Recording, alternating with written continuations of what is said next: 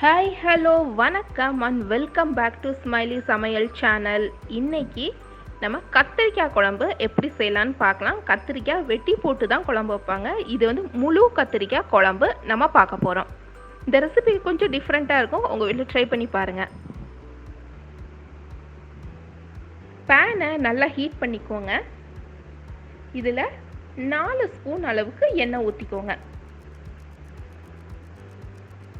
நம்ம நார்மலாக கத்திரிக்காய் வந்து வெள்ளை கத்திரிக்காய் இருக்கும், அப்புறம் வந்து பச்சை கத்திரிக்காய் இருக்கும். நாங்கள் இதில் வைலட் கலர் கத்திரிக்காய் யூஸ் பண்ணிக்கிறோம். வைலட் கலர் கத்திரிக்காவை மேலே மட்டும் 4ஆக கட் பண்ணிக்கோங்க. ஏன்னா மசால் குழம்புலாம் உள்ளக்க வரைக்கும் நல்லா மிக்ஸ் ஆகணும். எண்ணெயில் கத்திரிக்காவை போட்டு நல்லா வதக்கி விட்டுருங்க.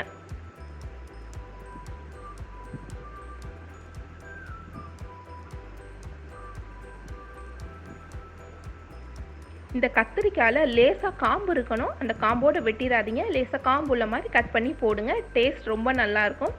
சாப்பிடும் போதும் அப்படியே நீங்கள் எடுத்து வச்சு சாப்பிட்லாம்.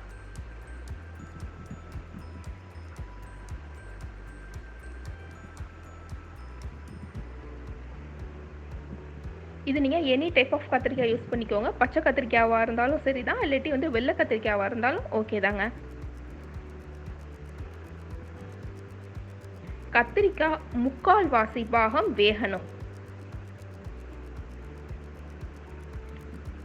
எண்ணெயிலேயே வதங்கினதுக்கு அப்புறம் நம்ம வந்து குழம்புலையும் போட்டு வேக வைக்க போகிறோம். அதனால ஒரு 3/4 பாகம் நல்லா வதங்கட்டும். கத்திரிக்காய் சீக்கிரம் வேகிறதுக்காண்டி ஒரு 1/2 ஸ்பூன் கல்லுப்பு போட்டு வதக்கிடுங்க.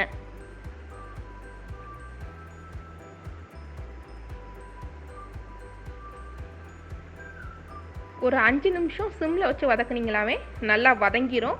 உங்களுக்கு அந்த கத்திரிக்காயோட ஸ்கின் கலர் வந்து மாற ஆரம்பிச்சிடும். அப்போயே நீங்கள் வந்து தெரிஞ்சுக்கலாம் ஓரளவுக்கு வேக ஆரம்பிச்சிருச்சுன்னு. நம்ம போட்ட வைலட் கலர் கத்திரிக்காயெலாம் லேசாக ப்ரௌன் கலர் ஆக ஆரம்பிச்சிருச்சு. நல்லா வதக்கி விட்டுருங்க.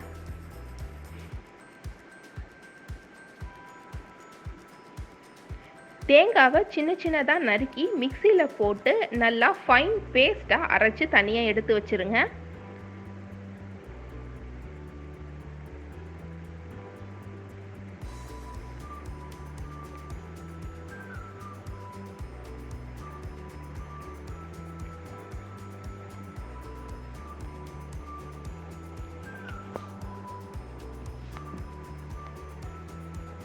புளிக்குழம்பு இது, அதனால ஒரு லெமன் சைஸுக்கு வந்து புளி எடுத்து நல்லா கரைச்சி அதையுமே நீங்கள் தனியாக எடுத்து வச்சுக்கோங்க. சில பேர் நிறையா வந்து காரசாரமாக சாப்பிடுவாங்க. அப்படின்னா நீங்கள் வந்து புளி கொஞ்சம் கூட கூட எடுத்துக்கலாம்.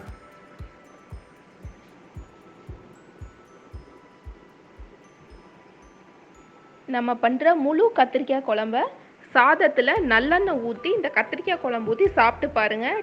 டேஸ்ட்டே எக்ஸ்ட்ரானரியாக இருக்கும். இதுக்கு தொட்டுக்கிறதுக்கு ஒன்றுமே தேவை கிடையாது. சப்போஸ் உங்களுக்கு வேணும்னா அப்பளம் நீங்கள் வச்சு சாப்பிடலாம். அப்படி இல்லாட்டி வந்து துவையல் வந்து நம்ம அரைப்போம், அதை வச்சு நீங்கள் வந்து டேஸ்ட் பண்ணி பாருங்கள். இந்த ரெசிபி உங்கள் வீட்லேயும் செஞ்சு பார்த்துட்டு எப்படி இருந்துச்சுன்னு எங்களுக்கு கமெண்ட் பண்ணுங்கள்.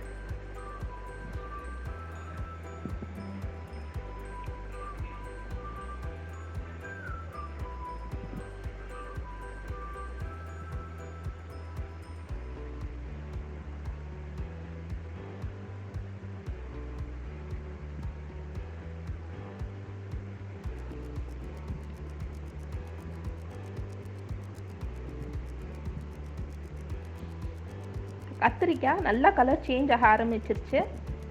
இந்த ஸ்டேஜ் போதும். இந்த கத்திரிக்காவை எடுத்து தனியாக வச்சுருங்க.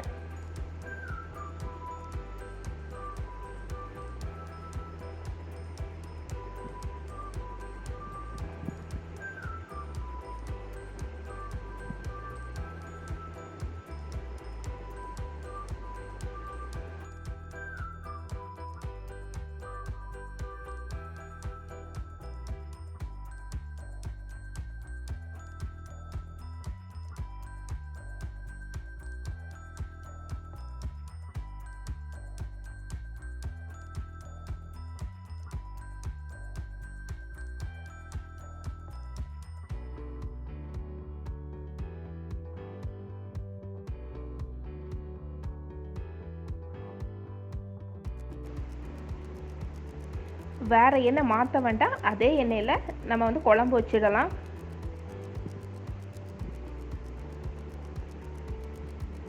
இதில் 1/2 ஸ்பூன் கடுகு,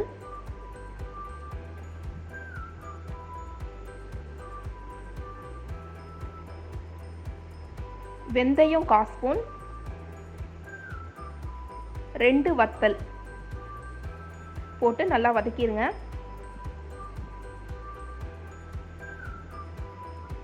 சின்ன வெங்காயம், வெள்ளைப்பூடு, தக்காளி, சிறிது கருவேப்பிலை போட்டு நல்லா வதக்கி விட்டுருங்க.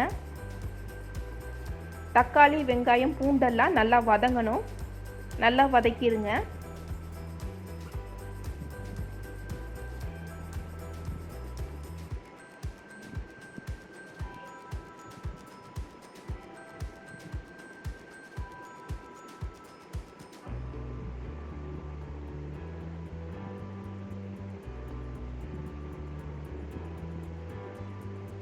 நான் இதில் மீடியமான காரம், மீடியமான உப்பு, மீடியமான புளிப்பு தாங்க சேர்க்குறேன்.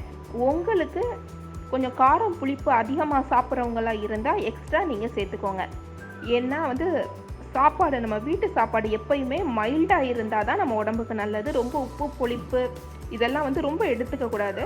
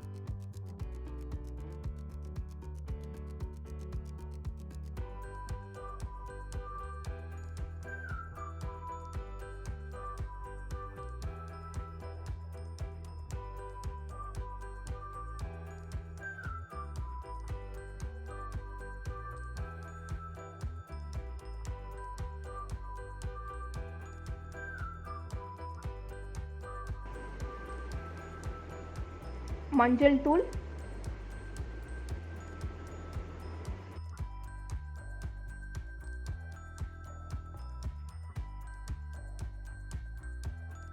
தேவையான அளவு உப்பு,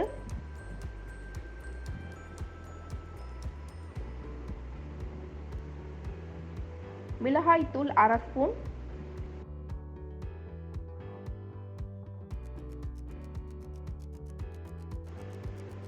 சாம்பார் பொடி 1 ஸ்பூன் போட்டு நல்லா வதக்கி விட்டுருங்க. அந்த எண்ணெயில் லேசாக வதங்கணும், அந்த பச்சை வாடெல்லாம் போகணும்.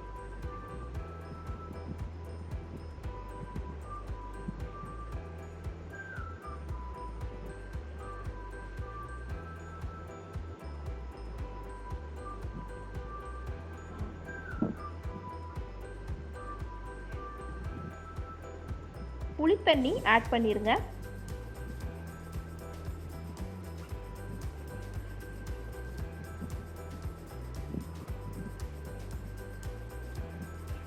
புளித்தண்ணியோட பச்சை வாசனை லேசாக போகணும். அதனால ஒரு 2 கொதி கொதிக்க விட்டிங்கனாலே பச்சை வாசனை போயிடும்.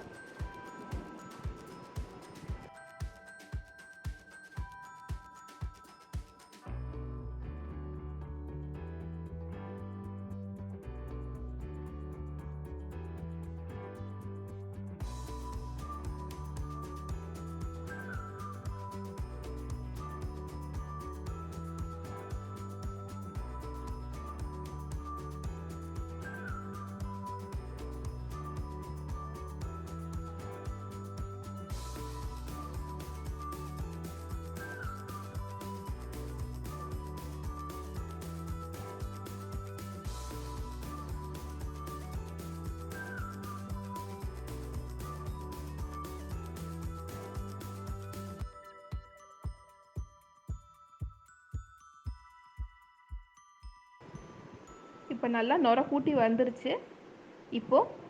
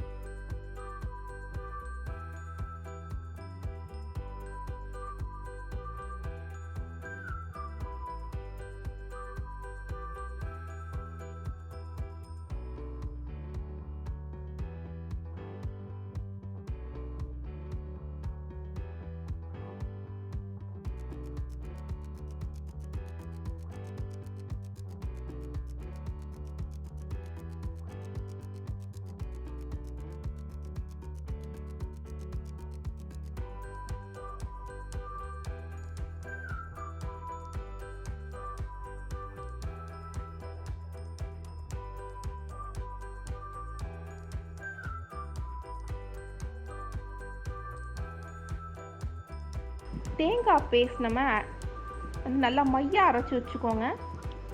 இந்த ஸ்டேஜில் நம்ம அரைச்சி வச்ச தேங்காவை சேர்த்துருங்க.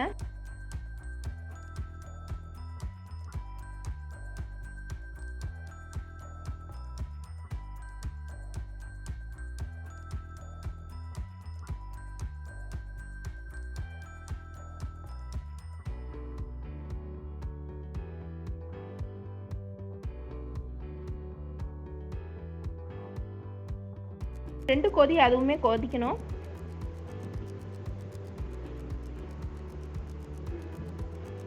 தேங்காய் நீங்கள் போட்டிங்க அப்படின்னா ரொம்ப வேக விட்டுறாதீங்க. அந்த தேங்காவோட ஃப்ளேவர் இருக்கணும். அதனால 2 கொதி கொதித்த உடனே கத்திரிக்காவை போட்டுருங்க.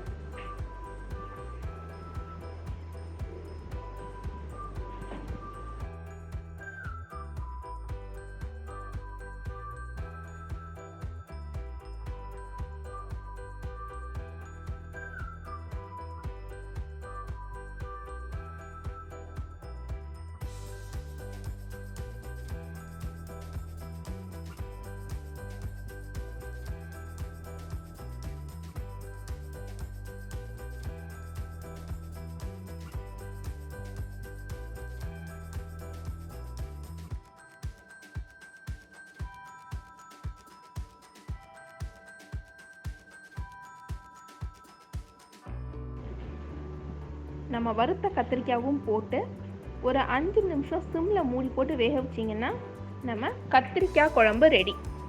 இந்த முழு கத்திரிக்காய் குழம்பு உங்கள் வீட்லேயும் ரெடி பண்ணி பாருங்கள். எப்படி இருக்குன்னு எங்களுக்கு கமெண்ட் பண்ணுங்கள்.